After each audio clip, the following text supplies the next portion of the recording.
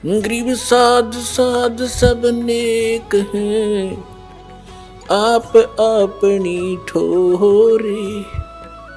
जो सतलोक ले जाएंगे वो साधु कोई और।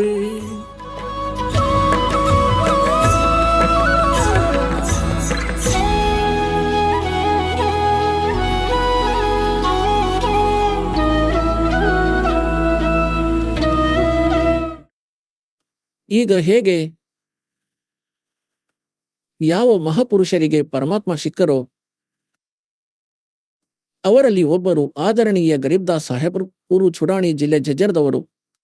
ಅವರು ಹೇಳುತ್ತಾರೆ, ಪರಮಾತ್ಮನಿಗೆ ಕಣ್ಣಾರೆ ನೋಡಿ ಪರಮಾತ್ಮನಿಂದ ಪರಿಚಿತರಾಗಿ ಸಂಪೂರ್ಣ ಬ್ರಹ್ಮಾಂಡಗಳಿಂದ ಮತ್ತು ಪರಮಾತ್ಮನು ರಚಿಸಿದ ಸೃಷ್ಟಿಯಿಂದ ಪರಿಚಿತರಾಗಿ ಹೇಳುತ್ತಾರೆ, अनंत कोटि ब्रह्मांड का एक रति नहीं बाहर, सतगुरु पुरुष कबीर है एक कुल के सृजनहार। आ कबीर यारो, हम सुल्तानी नानक तारे दादू को उपदेश दिया, जात जुलाहा भेद न पाया वो काशी माहे कबीर हुआ।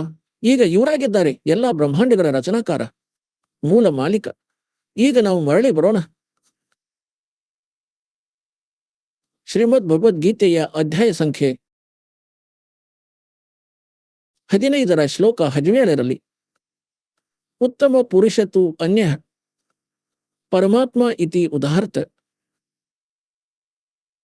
ಯ ಲೋಕತ್ರಯಂ ಆವಿಶ್ಯ ವಿಭರ್ತಿ ಅವ್ಯ ಈಶ್ವರ.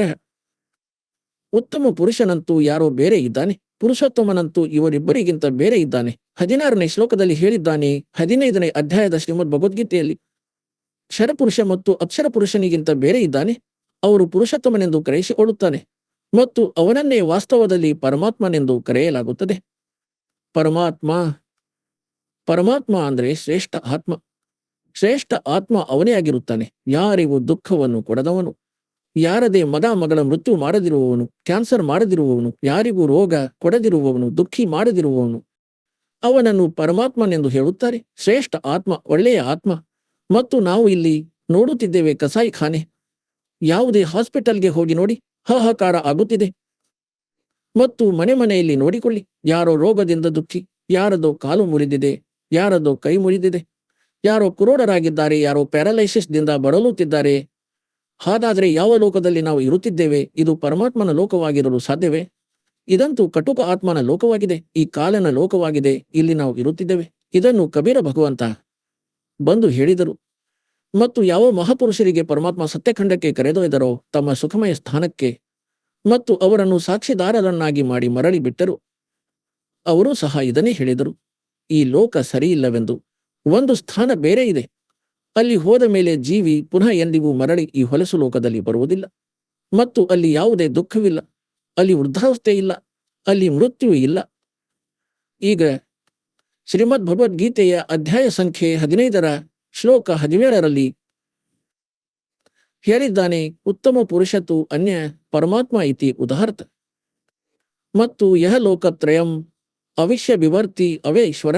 ಯಾರು 3 ಲೋಕಗಳಲ್ಲಿ ಪ್ರವೇಶ ಮಾಡಿ ಆ ಶ್ರೇಷ್ಠ ಪರಮಾತ್ಮ ಈ ಕ್ಷರಪುರುಷ ಮತ್ತು ಅಕ್ಷರ ಪುರುಷರಿಗಿಂತ ಅನ್ಯನೋ, ಅವನು ಪ್ರಪಂಚರೂಪಿ ಮರದ ಮೂಲನು, ಬೇರಾಗಿದ್ದಾನೆ.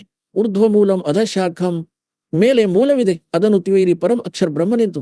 ಮತ್ತು ಯಹ ಲೋಕತ್ರಯಂ ಅವಿಶ್ಯ ವಿಭರ್ತಿ, ಅವನೇ 3 ಲೋಕಗಳಲ್ಲಿ ಪ್ರವೇಶಿಸಿ ಎಲ್ಲರ ಧಾರಣೆ ಪೋಷಣೆ ಮಾಡುತ್ತಾನೆ. ಇಡೀ ಮರಕ್ಕೆ ಮೂಲದಿಂದಲೇ ಪೋಷಣೆ ಆಗುತ್ತದೆ, ಅಂದರೆ ಆಹಾರ ಸಿಗುತ್ತದೆ, ಮೂಲದಿಂದ ಪೋಷಣೆಯಾಗುತ್ತದೆ. ಈ ಮೂಲವೇನಿದೆ ಮೇಲೆ ಪರಮಾತ್ಮ, ಅವನು ಸತ್ಯಲೋಕದಲ್ಲಿರುತ್ತಾನೆ. ಪರಮ ಅಕ್ಷರ ಪುರುಷ, ಪರಮ ಅಕ್ಷರ ಬ್ರಹ್ಮನು, ಸಂಪೂರ್ಣ ಸೃಷ್ಟಿಯ ರಚನಾಕಾರನು, ಸರ್ವ ಉತ್ಪಾದಕ ಪ್ರಭು. ಅವನು ಕಬೀರ ಸಾಹೇಬನು. ಅವರು ಕಾಶಿಯಲ್ಲಿ ಧಾನಕ ರೂಪದಲ್ಲಿ ಬಂದಿದ್ದರು. ಆ ಪರಮಾತ್ಮ ವಿಧಾನ ಮಾಡಿಬಿಟ್ಟಿದ್ದಾರೆ. ಆ ವಿಧಾನದ ಅನುಸಾರ ಯಾರು ನಡೆಯುತ್ತಾರೋ ಅವನಿಗೆ ಇಲ್ಲಿಯ ಏನೇ ಲಾಭವಿದೆ ವಿಧಾನದ ಪ್ರಕಾರ ಅವನಿಗೆ ಸಿಗುತ್ತಿರುತ್ತದೆ. ಅದೇ ಪ್ರಕಾರ ಅವನಿಗೆ ಜನ್ಮ ಮೃತ್ಯುವಾಗುತ್ತಿರುತ್ತದೆ ಮತ್ತು ಜನ್ಮ ಮೃತ್ಯುವಿನಿಂದ ತಪ್ಪಿಸಿಕೊಳ್ಳಲು ಸಹ ವಿಧಾನವನ್ನು ಮಾಡಿದ್ದಾರೆ. ಯಾರು ಅದನ್ನು ಒಪ್ಪಿಕೊಳ್ಳುತ್ತಾನೋ ಅವನ ಜನ್ಮ ಮೃತ್ಯು ಅಂತ್ಯವಾಗುತ್ತದೆ.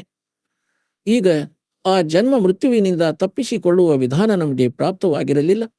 ಪರಮಾತ್ಮ 600 ವರ್ಷಗಳ ಮೊದಲು ಹೇಳುವ ಪ್ರಯತ್ನ ಮಾಡಿದರು. ಆದರೆ ನಾವು ಅಶಿಕ್ಷಿತರಾದ ಕಾರಣ ನಾವು ವಂಚಿತರಾಗಿದ್ದೆವು. ಅದರ ಪೂರ್ತಿ ಮಾಡಲು ಪರಮಾತ್ಮನು ಈಗ ಸಮಯವನ್ನು ಕೊಟ್ಟಿದ್ದಾರೆ, ನಿರ್ಧರಿಸಿದರು.